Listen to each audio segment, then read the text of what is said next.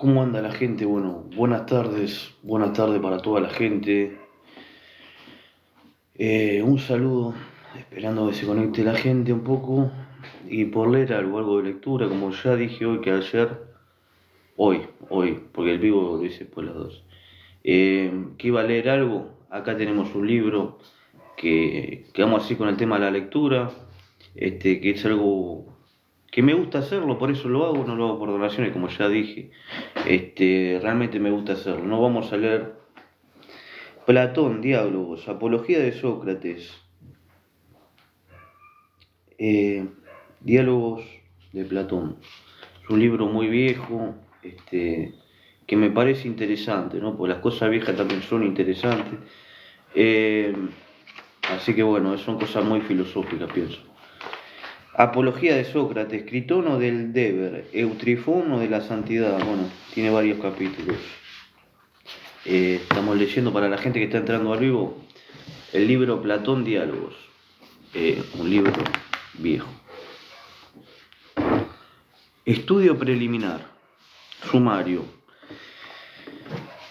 Bueno, las etapas de la filosofía griega, datos biográficos, la academia, los diálogos, el sistema, el idealismo, la dialéctica, la teología, el arma, la inmortalidad, las virtudes, la política, la educación, la erótica, poesía y mímesis, la filosofía natural, interpretaciones del pensamiento platónico.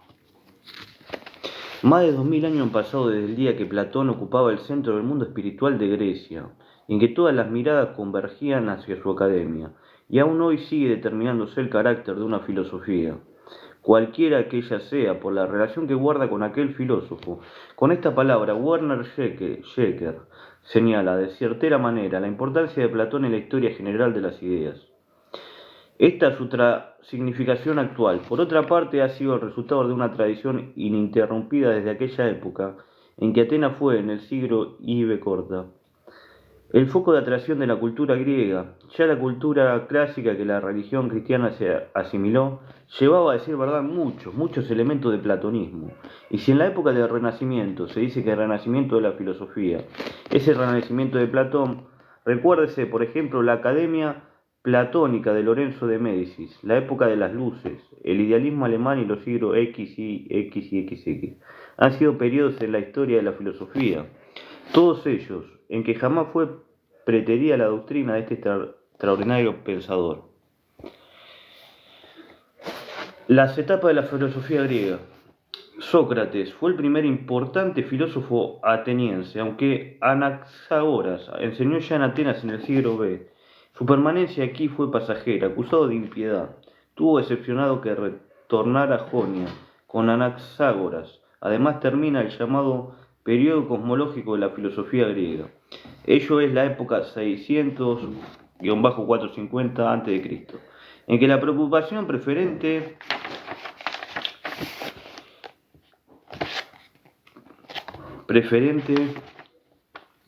reside en averiguar la causa última del mundo, cosmos.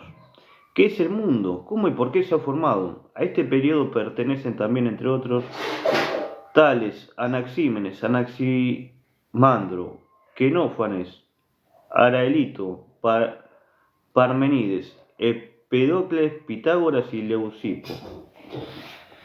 Un nuevo rumbo toma la filosofía, ahora principalmente en Atenas, durante la segunda mitad del siglo B. Lo inician los sofistas y Sócrates y los sofistas lo llevan a su punto de máximo desarrollo, la nueva época, 450-500 a.C. Tiene filosóficamente hablando un carácter antropológico, ya que hace objeto de estudio señaladamente al hombre mismo, frente a las convicciones humanas fundadas en la tradición y la fe.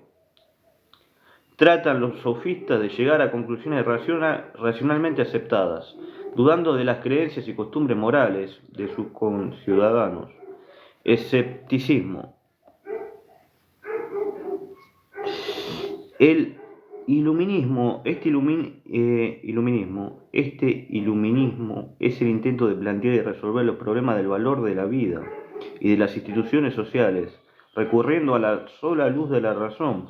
¿Puede fundarse de modo racional la existencia de valores humanos universalmente reconocidos? Así se formó esta actitud iluminista de la época. Bueno, obviamente debe haber gente que no le gusta, pero gente que sí, yo lo hago porque me gusta a mí y bueno, a un par de gente, no sea mucho, sea poca, lo importante es que disfruten de la lectura. Estamos leyendo Platón, Diálogo, para la gente que está entrando.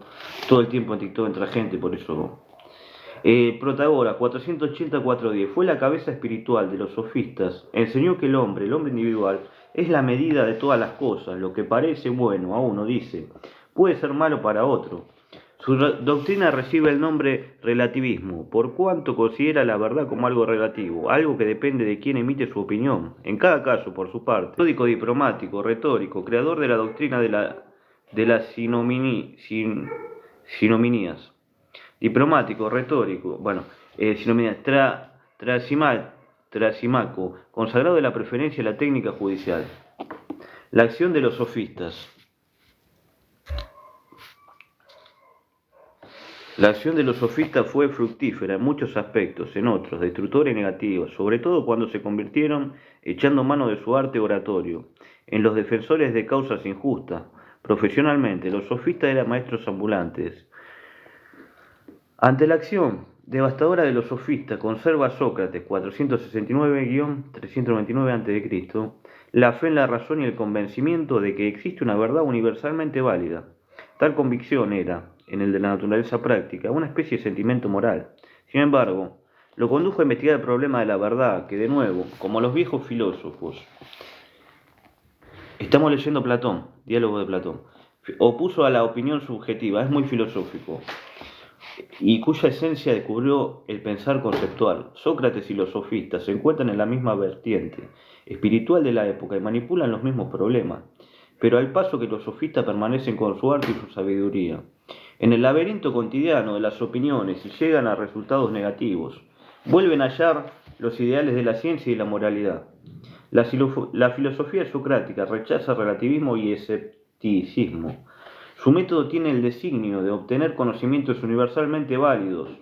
Sócrates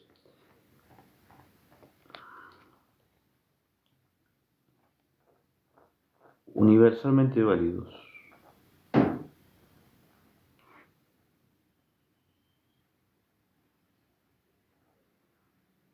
Sócrates hace del examen de sí mismo en un método filosófico, conócete a ti mismo. He aquí su principio, en efecto.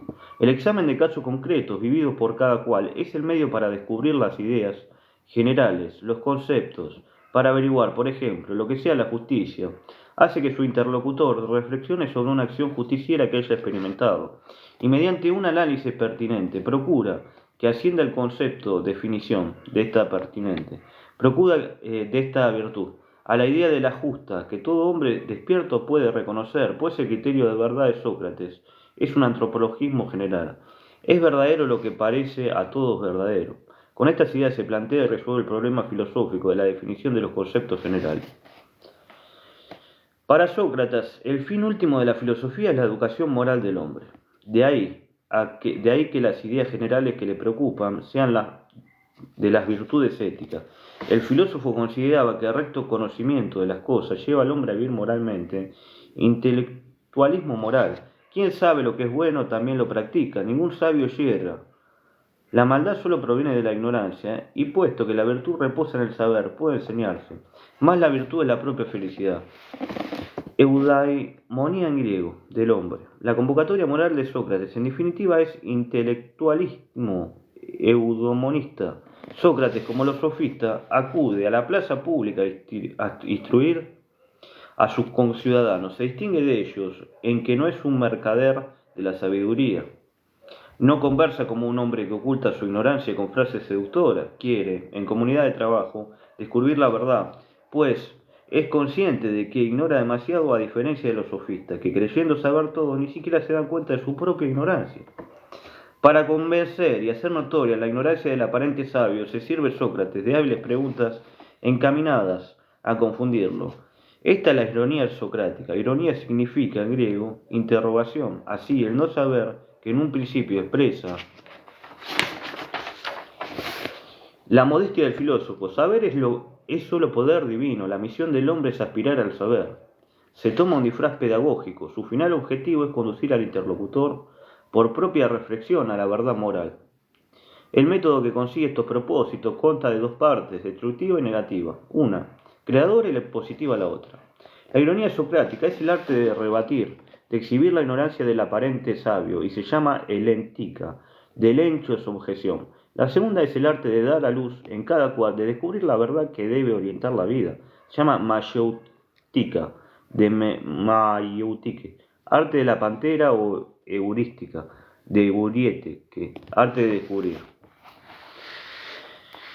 La etapa subsiguiente, tercera de la filosofía griega, está representada por Demócrito, Platón y Aristóteles.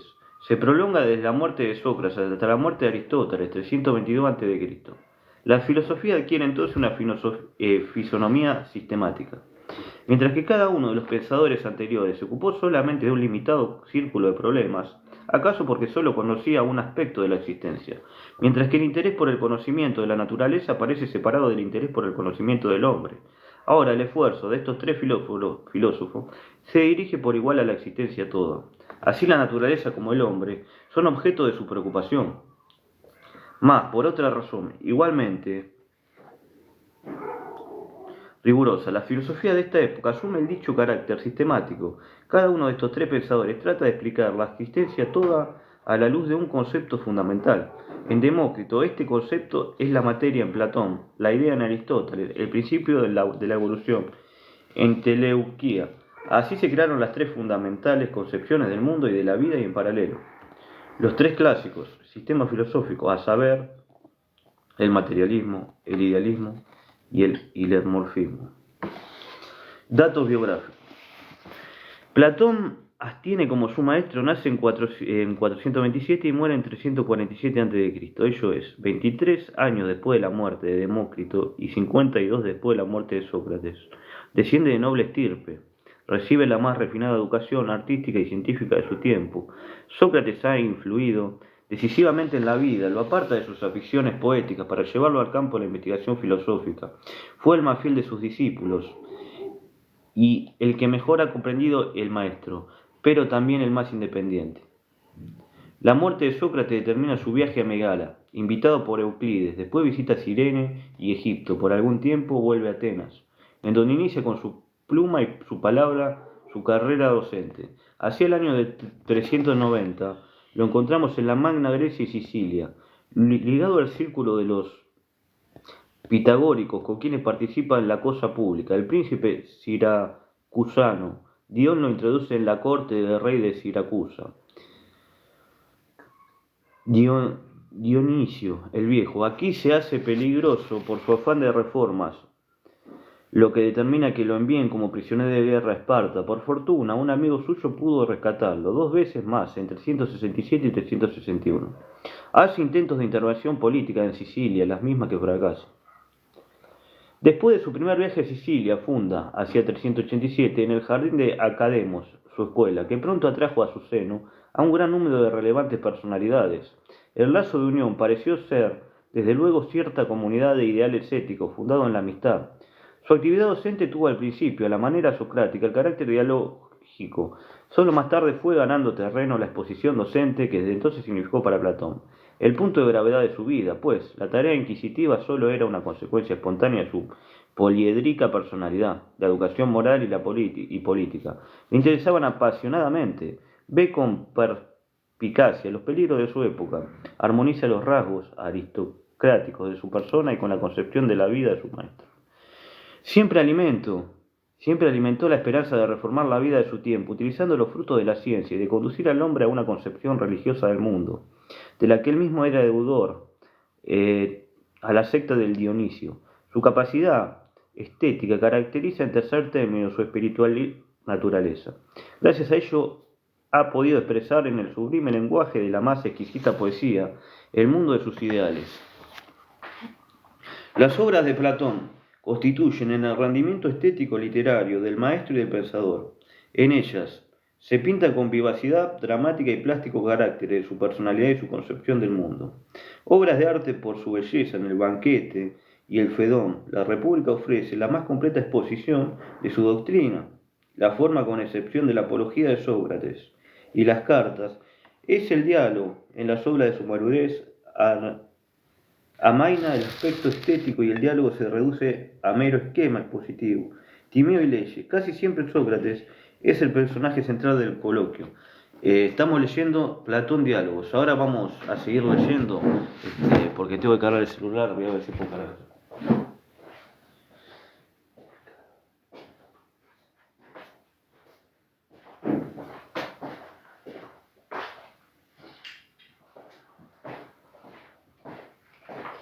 Voy a dejarlo cargando porque se me está cargando y no... bueno, la lectura hace bien, esto no es por donación, esto no es por nada, esto es porque me hace bien a mí. Y bueno, la gente que me quiera ver, yo entiendo también que a todo el mundo no le gusta la lectura, pero a mí me parece muy importante. Platón es del año del pedo, pero, está bueno saber la filosofía de Platón. A mí me interesa. Creo que la historia empieza por atrás, nunca por adelante. Siempre por atrás.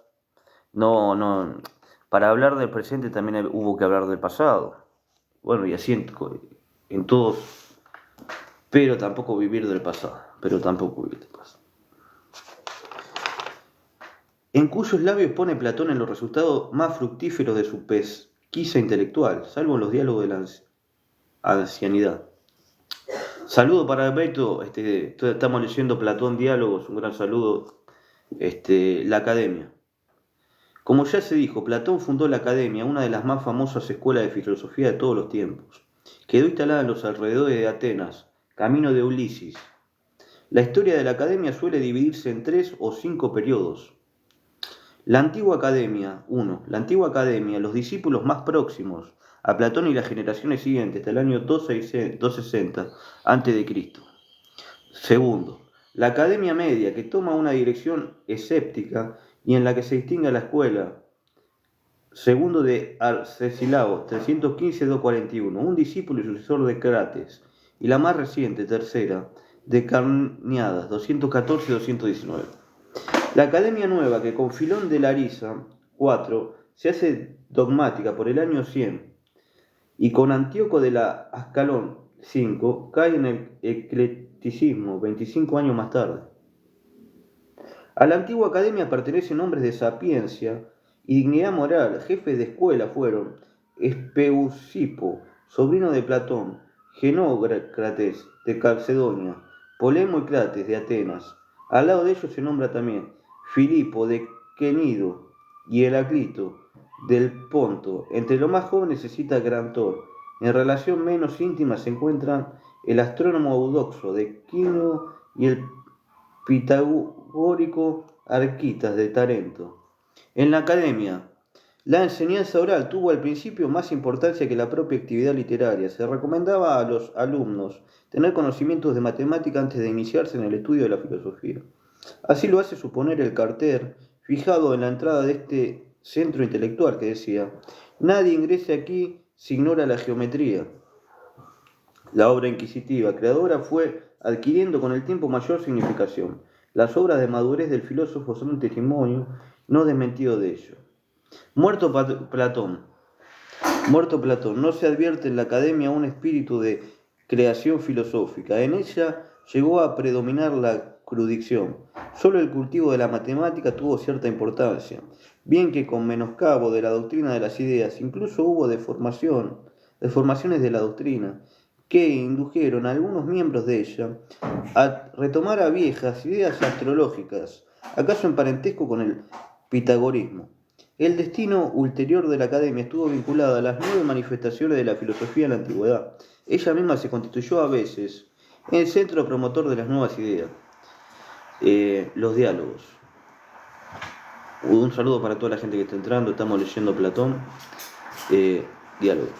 Se atribuye inautenticidad a ciertos diálogos, otros indiscutiblemente se deben a la pluma de Platón. A. Diálogos de juventud, los cuales apenas sobrepasan el punto de vista socrático. Apología, Critón, Eutifui, From, Lisis, Loques y tal vez Carmides, Hipías Menor y Alcibiades. B. Diálogos de transición, de lucha contra la sofística. Protagoras, Jorge, Eutidemo, Cratilo, Menón, Hipias Mayor y Menexo. C. Diálogos principales de madurez, en donde expone su propia doctrina. Teteres, Fedro, Banquete, Fedón, Filebo y la República. Parece ser que la elaboración de estos diálogos, iniciada de su época temprana, sufrió interrupción y fue terminada en los últimos años de la vida del filósofo. D. Diálogos de la ancianidad, Timeo, Leyes y el fragmento de Oritias. Entre los diálogos que ofrecen sospecha de inautenticidad figura el sofista, el político y el Parmenides, común a los tres, según su forma y contenido. Es su íntima relación con la dialéctica y la eristica elcática. La autenticidad de los dos primeros se defiende haciendo ver que su contenido penetra en la discusión de complicados problemas de la filosofía platónica. En cambio, en la antigüedad y en los tiempos modernos, el Parmenides ha parecido siempre muy dudoso. También carecen de autenticidad las 13 cartas de Platón, que sin embargo dan un buen material para estudiar su estancia en Sicilia.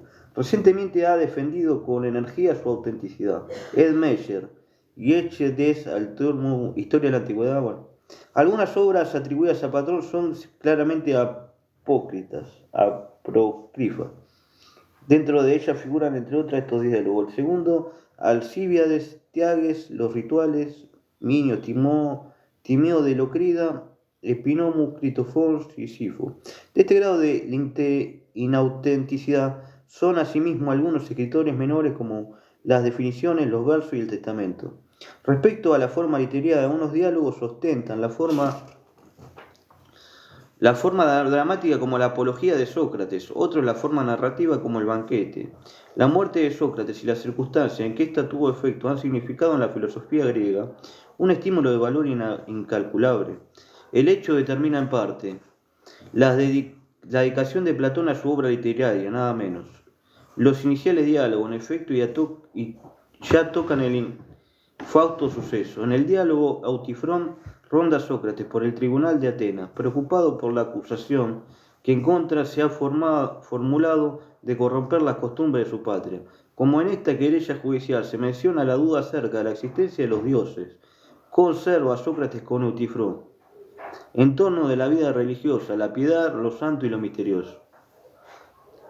En la apología se habla de la defensa de Sócrates cuando tuvo que comparecer ante el tribunal de Atenas. En esta obra, Platón personifica a Sócrates con la filosofía. Es el hombre que busca la verdad por la verdad misma. Hace ver, en efecto, que la condición suprema del hombre es la libertad y capacidad de pensamiento. Arguye que el juicio que lo condena a beber la cicuta es injusto. Acepta que en ocasiones no se realiza el bien, que para él es consecuencia de un acto inteligente, racional. Pero confía en que a la larga ningún mal puede dañar al hombre bueno, ora en la vida, ya en la muerte. En el Critón brilla la firmeza de carácter de Sócrates. Su caso amigo le ruega escapar de la prisión, alejarse de Atenas y vivir en otro lugar cualquiera. Sócrates se resiste. Hace ver que los ciudadanos han celebrado ante sí un contrato para constituir el Estado, cuyo incumplimiento es una falta de lealtad política. Todo ciudadano, por ello, ha de aceptar las decisiones del Estado, así vayan estas contra sus intereses, inclusive. Como es el caso de Sócrates, cuando está de por medio la vida. Más vale padecer la injusticia que cometerla, y sería un acto injusto el no acatar las resoluciones del tribunal. Esta forma dialogada de considerar los problemas se repito con peculiar énfasis. En el Carmide se discute sobre la virtud de la templanza. En el Laques el tema es la valentía. En el Lisis hablase de la amistad y de la posibilidad de su existencia. El Lon es un diálogo polémico. Así se muestra la falta de crítica de los poetas y hombres de letras acerca de su arte. Los poetas y oradores ignoran de continuo en qué radica el mérito y el valor de sus obras, cuándo y por qué son bellos un poema, un discurso, inclusive una acción. Tal es el tema fundamental de Hipías Mayor. Este diálogo asimismo tiene carácter polémico.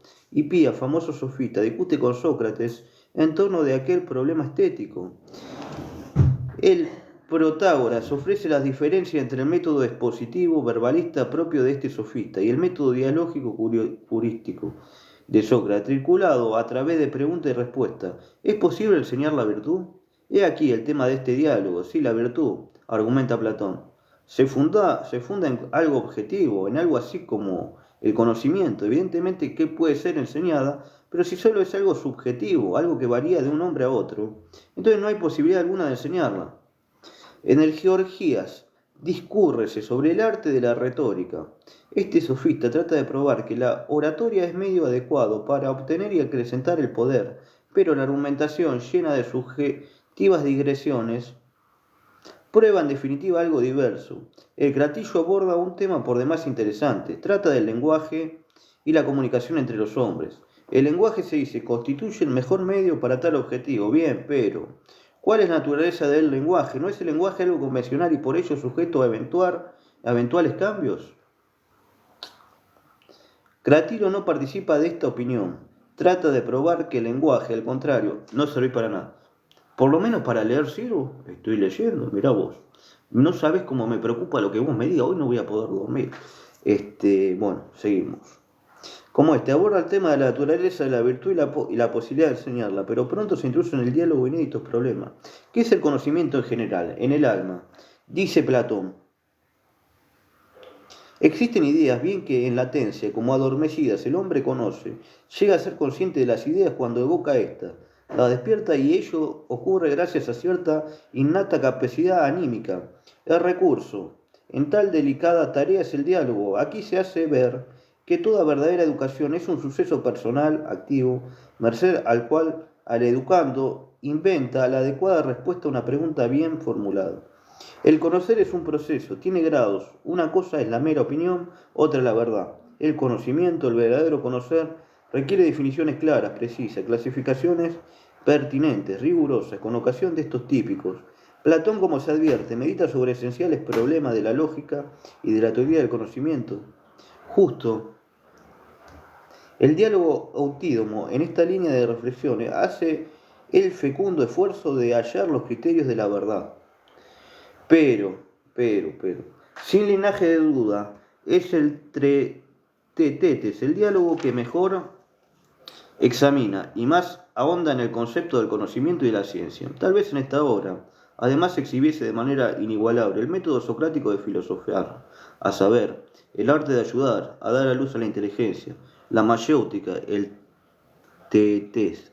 Se inicia discutiendo el pensamiento de que el saber, la ciencia, tiene su fuente solo en la sensación, a tenor de las doctrinas de Heráclito y de Protágoras. Se refiere allí la sentencia protagórica de que el hombre es la medida de todas las cosas. La falsa réplica de esta tesis relativista empuja la discusión a probar la idea contraria. Vale decir que el conocimiento es producto solo de la razón. El hombre conoce solamente por medio de su capacidad racional la naturaleza más íntima de las cosas, su esencia inmaterial e invisible. Más también se antoja deficientemente a Patrón semejante parecer, de ahí a que ensaye otra fórmula. La tercera, esta señala que la ciencia desenvuelta por Platón va unida de manera inseparable al tema ontológico, ello es, el tema del ser y el de no ser, confirmando así la idea de que el problema de la verdad tiene un fundamento en lo real. No llega Platón, en efecto, a una definitiva solución en el tetes. Tampoco lo hace en Parmenides, donde hace una dura crítica del abstracto racionalismo, de este pensador presocrático, al hilo de una certera meditación ontológica sobre el concepto del ser. En el sofista, con ocasión de caracterizar a este tipo de intelectual, llega a la idea fecunda, decisiva, de que el conocimiento es una tarea progresiva, que paso a paso adelanta en sus conclusiones.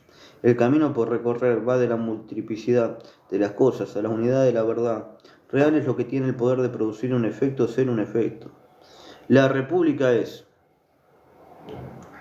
de fijo, uno de los diálogos más importantes. A través de sus páginas ofrece Platón las líneas generales de su doctrina, bien que el tema rector del diálogo es un tratado de filosofía política del autor para fundamentar su doctrina, hecha a mano de la filosofía entera. En la República, por ejemplo, aparece el mito de la caverna, en donde se explica que las cosas individuales solo son copias de las ideas.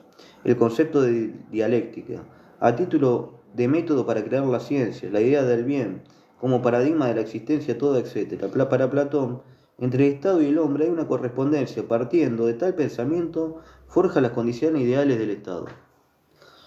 El Fedro que constituyó el programa docente de Platón a inaugurar la academia, es un diálogo rico en materiales, se ocupa de muchos temas considerados en la República, pero predomina en el diálogo el problema del alma, la cual queda caracterizada como autoactividad, es ella. Además, lo más noble del hombre, pues es la que sufre la nostalgia de retomar el reino de las ideas absolutas.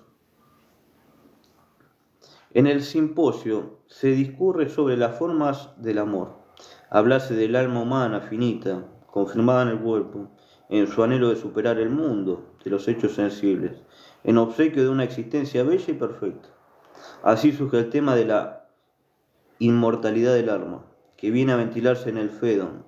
Este diálogo desierto hace un vigoroso intento de mostrar, fundándose en la naturaleza de las ideas, que el alma es inmortal. El Filebo, a su turno, ilumina los conceptos de placer y de sumo bien. Los diálogos de ancianidad retocan, por un lado aquí y allá, algunos pensamientos de anteriores trabajos, de otro, acometen con éxito otros nuevos problemas. Las leyes suavizan el rigorismo político de la República, cotejando ideal y realidad social. En el político se define al déficit arte de gobernar y se hace ver que la tarea del legislador es la de armonizar en la sociedad las justas pretensiones de los ciudadanos. La filosofía de la naturaleza de Platón está consignada de preferencia en el Timeo, diálogo de senectud. Ofrece este trabajo una cosmovisión articulada a todo el sistema. En el Critas, del cual se conserva solo una parte, se habla de la existencia de la legendaria Atlántida. Platón diálogos, para la gente que está entrando, estamos leyendo. El sistema. El idealismo. Sócrates creó el método para descubrir los conceptos de preferencia en la esfera de la moral. Platón se esfuerza por explicar filosóficamente los ideales de la vida. Llama ideas a los modelos o paradigmas de la existencia y dialéctica a la ciencia que las estudia. La oposición entre Sócrates y los sofistas determinó el punto de partida de la filosofía platónica. Los iniciales escritos de Platón describen llenos de ternura la doctrina de la virtud del maestro. No llegan a resultados positivos, pero dejan entrever sus propósitos críticos. Ya se advierte con agudeza y clara conciencia de la posición propia, la lucha de la teoría social y científica de los sofistas. La crítica platónica parte, en lo esencial, del postulado socrático. Reconoce la relatividad del conocimiento sensible, conforme al acierto de Protágoras, pero encuentra que es insuficiente para fundar una filosofía de la virtud. Las opiniones no suministran el saber que la virtud exige, ya que se originan de los estados cambiantes del sujeto y objeto. Poco importa que incluso sean el producto de una meditada reflexión y justificación de tales percepciones. El referido saber tiene un origen y objetos de conocimientos muy diversos, del mundo corpóreo y sus mudables hechos. Platón comparte durante toda su evolución este postulado protagónico. No hay ciencia, solo percepciones del valor relativo. La filosofía tiene como objeto de investigación frente al mundo de los cuerpos, del mismo modo como el conocimiento, frente al de la meta opinión subjetiva o individual.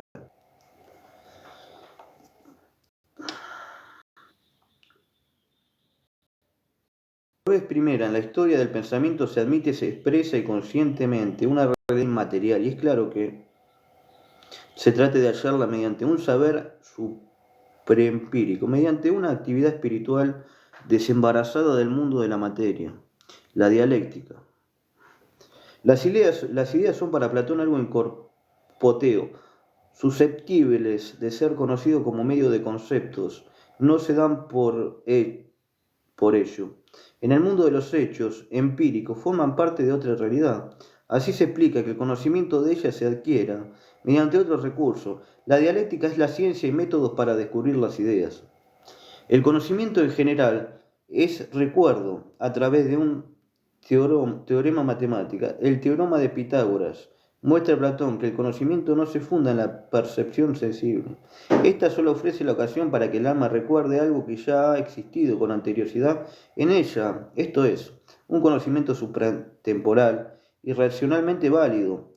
Lo prueba haciendo notar que las relaciones matemáticas no son dadas en realidad corpórea y que el conocimiento de ellas se origina en nosotros bajo el estímulo de percepciones que solamente tienen semejanza a mano el filósofo de un mito.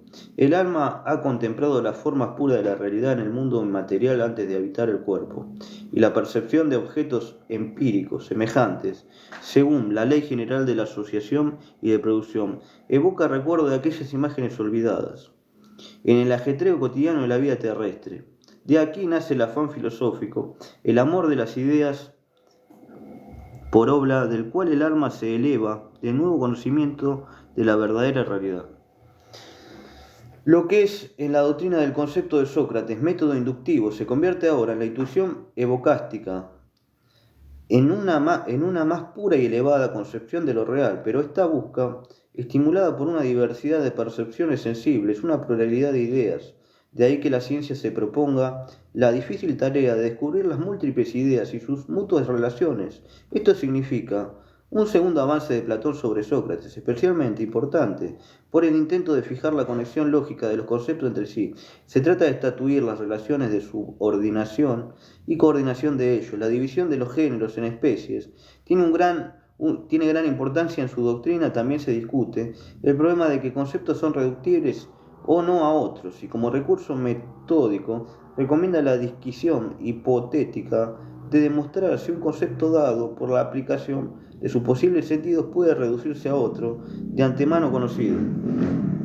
Y bien, ¿qué relación existe entre las ideas y el mundo de la experiencia? El mundo de los hechos empíricos, de los fenómenos.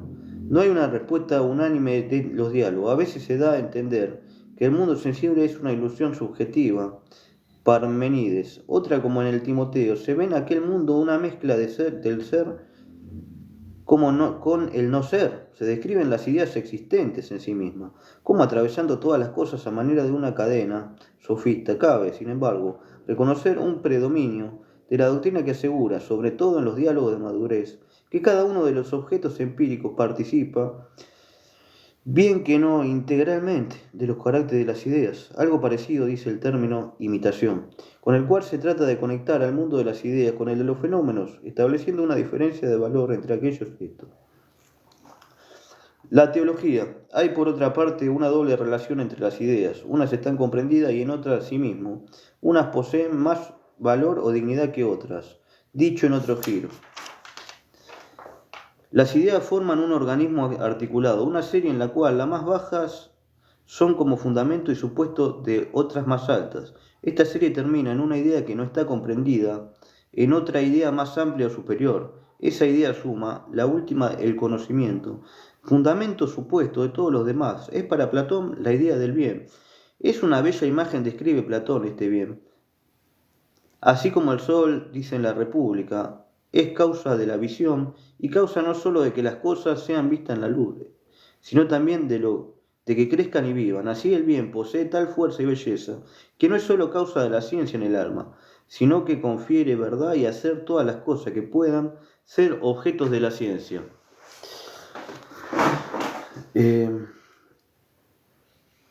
Puedan ser objetos de la ciencia. Y así como el sol no es la vista ni las cosas vistas, sino que está sobre estas, del mismo modo, el bien no es la ciencia ni la verdad, sino que está sobre ambas, y ambas no son el bien, sino son solo semejantes al bien.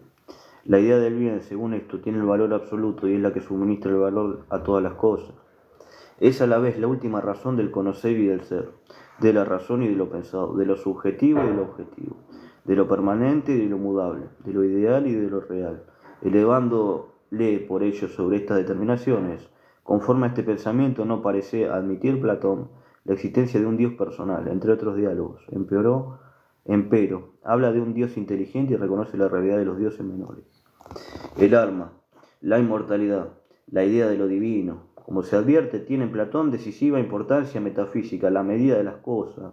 No es el hombre individual, según reiterado testimonio de Protágoras, sino la idea de perfección. Los seres, en otras palabras, se calibran por el grado de valor que encierran. La psicología platónica, a decir verdad, solo en este nexo metafísico puede ser comprendida. El alma para Platón El primero, lo vital, aquello que se mueve por así, Fedro, Jorge, Fedón, de República. Asimismo se le califica como cuatro, cuanto percibe, conoce y quiere. A manera de principio de vida y de movimiento, pertenece el alma al mundo del devenir, y en él permanece cuando percibe y se entrega a las apetencias de las cosas corporales. Pero el alma también participa del ser permanente, merced al conocimiento de las ideas de la verdadera realidad. Así se ve forzado a conceder el alma una posición intermedia. No posee ciertamente el carácter de la permanencia absoluta de las ideas, pero sí una vitalidad muy superior al cambio incesante de las cosas. Por ello, el alma es inmortal. Por vez primera expone aquí Platón filosóficamente la idea de la inmortalidad personal, que hasta entonces no había pasado de ser para el objeto de convicción religiosa y dogma de los cultos dionisíacos. De las pruebas que da el Fedón de la inmortalidad del alma, la que más se encuentra en consonancia con el espíritu del sistema, es la que infiere de su capacidad cognitiva, de las ideas su semejanza con la eternidad. Dado los fundamentos de su doctrina, se advierte de bulto el sofisma de que el alma no puede parecer, ya que la vida es una de sus características esenciales. El argumento, relativamente más consciente, en fin, es el que alude a la sustancialidad unitaria del alma como principio conductor del cuerpo. Gracias a su situación intermedia, es el alma portadora de los caracteres de ambos mundos. Hay en ella algo privativo del mundo, de las ideas, algo peculiar de la percepción. Lo primero es la racionalidad, la morada del saber y de su correspondiente virtud. En lo segundo, lo irracional. Distingue Platón dos cosas: lo más noble y vuelto hacia la razón, y lo más insano y alejado de ello. Lo más noble reside en la fuerza volitiva, entusiasmo, rimos. Lo insano en la apetencia sensorial, impulso, epitimia. Según esto, razón, entusiasmo e impulso son las tres actividades del alma, las tres fórmulas de sus posibles estados, nacidos de apreciaciones éticas e hipótesis teológicas. Acaban por aplicarse estos conceptos al pensamiento del destino moral del hombre. La vida corporal del alma es consecuencia y castigo de la apetencia sensorial. Platón prolonga la inmortalidad del alma más allá del nacimiento y la muerte, de la existencia terrena. Hay que buscar en la preexistencia la culpa merced a la cual el espíritu se encuentra encarcelado en el cuerpo. En la posteridad del destino dependerá de la conducta terrena. Será venturoso si logra liberarse del poder de los sentidos y se entrega a la contemplación de ideas.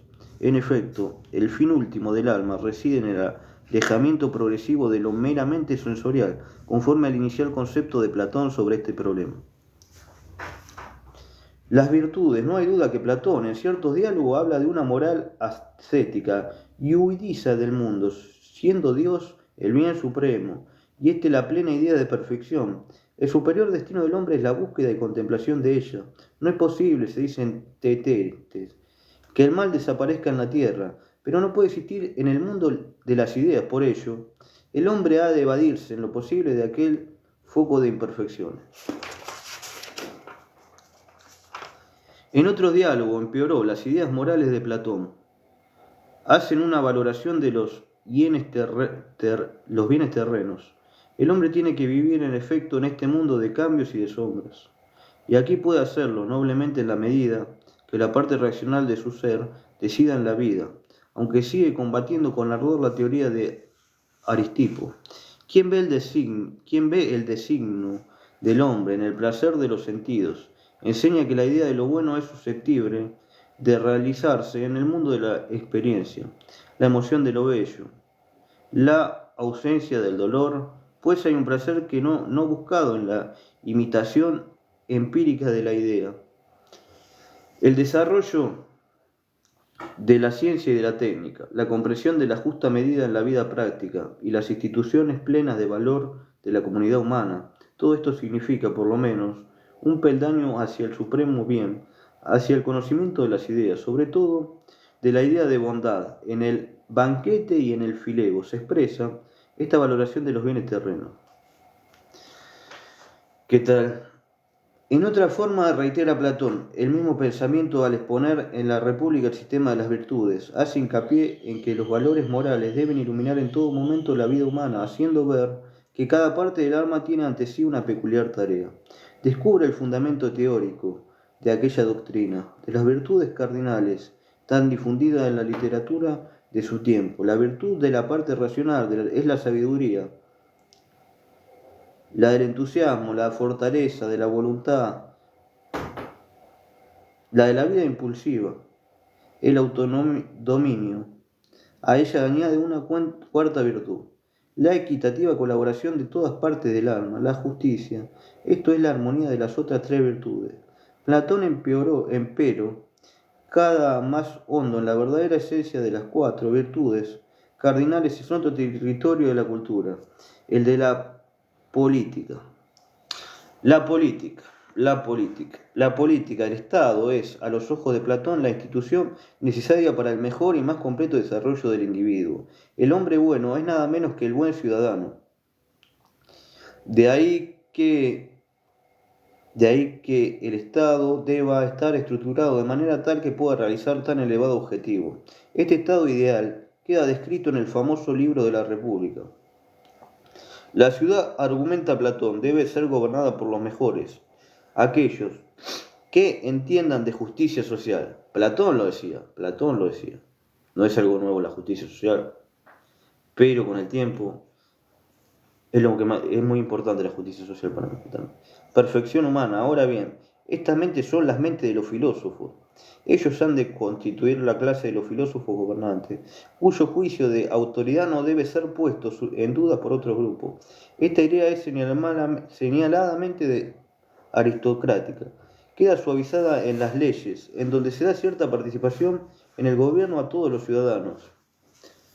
La teoría del Estado tiene un fundamento ontológico. Existe un paralelismo entre el individuo y el Estado, pues este no es más que la imagen ampliada del alma humana, psicología social, a las capacidades individuales llamadas aparecer, energía volitiva y razón, corresponden tras vastas funciones colectivas, la economía, la de defensa y de la legislación. El Estado tiene el fin supremo de formar hombres virtuosos. A cada clase compete el cultivo preferente de una virtud social. Los gobernantes cuidarán ante todo de la sapiencia, los guerreros de la valentía, los artesanos de la moderación. La cabal armonía de estas tres virtudes es la justicia. Solo en la educación de los ciudadanos, para cada función no debe decidir el estado o clase social, sino la aptitud de los individuos, educación vocacional. Platón está persaucido de haber humanizado el Estado, de haber puesto al Estado en armonía con la naturaleza humana. La educación.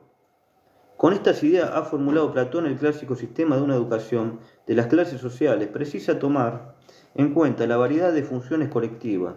Sin esta idea sería incapaz de cumplir el Estado su delicada y difícil tarea.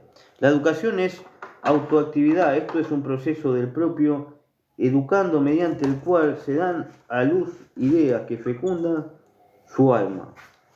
El conocimiento no viene al hombre de fuera, es un esfuerzo del alma por adueñarse de la verdad, como ya se dijo.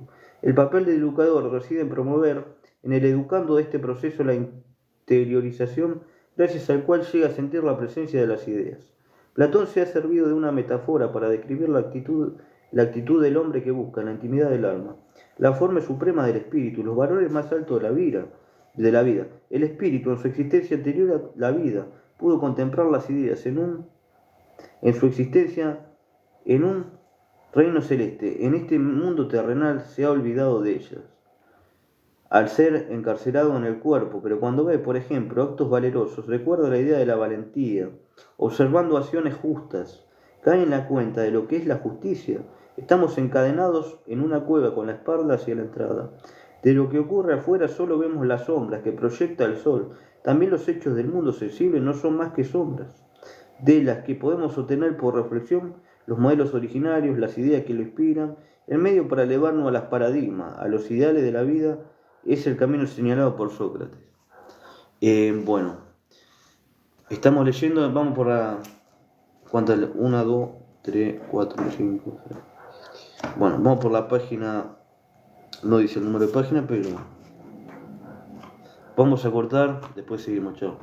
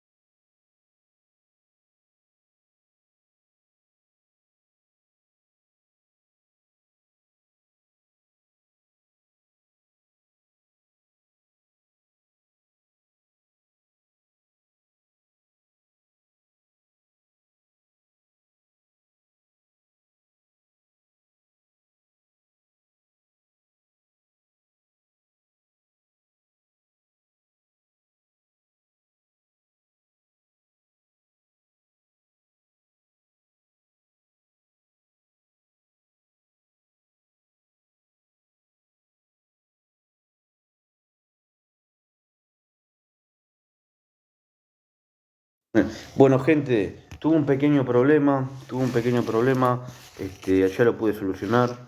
Vamos a seguir con la lectura porque es algo que a mí me gusta mucho. Estoy cargando el celular. Saludo para toda la gente que está entrando. Estamos leyendo los diálogos de Platón. Es algo muy interesante. A mí me gusta mucho. Por ahí voy a salir del vivo y voy a volver a entrar porque quizás, la gente se fue yendo y todo ese tipo de cosas. Pero bueno, volvemos con el vivo, ahí vuelvo a entrar al vivo, ahí vuelvo de vuelta.